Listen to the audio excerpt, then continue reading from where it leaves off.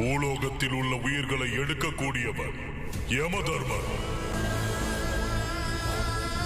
வருகையை கண்டு ஒவ்வொருவரும் அஞ்சி நடுங்குவார்கள். இவ்வளவு தூரம் வந்து விட்டேன். பெரிய மாம்பழத்தை சாப்பிடாமல் செல்ல மாட்டேன். அவர் என்னுடைய தந்தை, பழம் கிடையாது. அவர்தான் சூரிய தேவன். இதுபோல் பிடிவாதம் பிடித்துக் கொண்டிருந்தார் இந்த யமதர்மன் உனக்கு மரணத்தை அளித்து விடுவார். நான் இங்கு வரக்கூடாது என்றால் அதை அவரே வந்து சொல்லி இருக்கலாமே. அத்தனை தேவர்களையும் அனுப்ப வேண்டிய அவசியம் என்ன வந்தது? என்னால் தோல்வியை ஏற்றுக்கொண்டு இங்கிருந்து செல்ல முடியாது.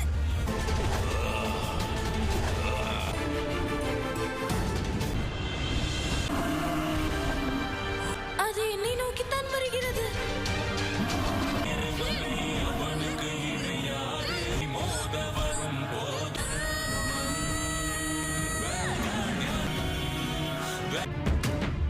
பிறந்ததிலிருந்து எந்த பிடிப்பும் இல்லாமல் வாழ்ந்து வந்தேன்.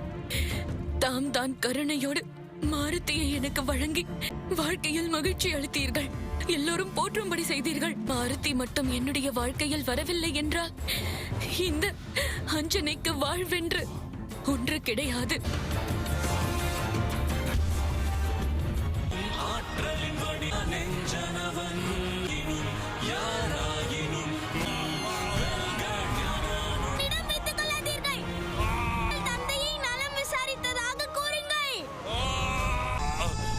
மகனே யமதர்மா, ஒரு வானரனுக்கு இவ்வளவு சக்தி எங்கிருந்து வந்தது? நான் சாதாரண வானரன் அல்ல, எம்பெருமானின் அம்சம்.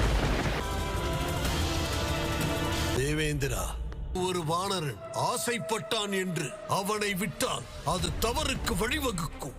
அதை நான் செய்ய மாட்டேன். அவர் அம்சத்தை வைத்து என்னை அவமானப்படுத்த நினைத்தார். நான் எப்படிப்பட்டவன் என்று அவருக்கு காண்பிக்க வேண்டிய நிலை உருவாகும். எவராலும் இந்த சூரியனை கட்டுப்படுத்த முடியாது. என் சக்தி என்னவென்று அனைவருக்கும் புரிய வைக்கிறேன்.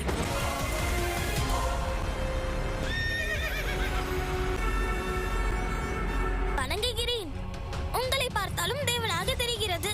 எல்லோரும் ஒரு குதிரையில் தான் பயணிப்பார்கள். நீங்களோ 7 குதிரைகளில் பயணிக்கிறீர்களே. உங்களைத்தான் சூரிய தேவன் என்று சொல்கிறார்களா? என்னை மன்னித்து விடுங்கள். நான் உங்களை முதலில் மாம்பழமாகத்தான் பார்த்தேன். முதலில் நீங்களே வந்திருந்தால் அவருக்கு ஏன் இவையெல்லாம் நடக்க போகிறது? நடந்த அனைத்திற்கும் காரணம் நீ ஒருவன். உன் பிடிவாதத்தை விட்டிருக்க வேண்டும். அதை நீ செய்ய தவறிவிட்டாய்.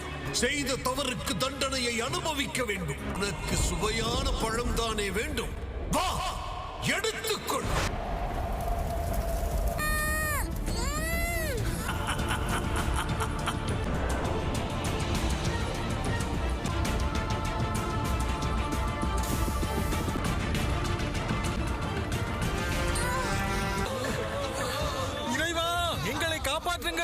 எம்பெருமானே, எங்களை காப்பாற்றுங்கள்.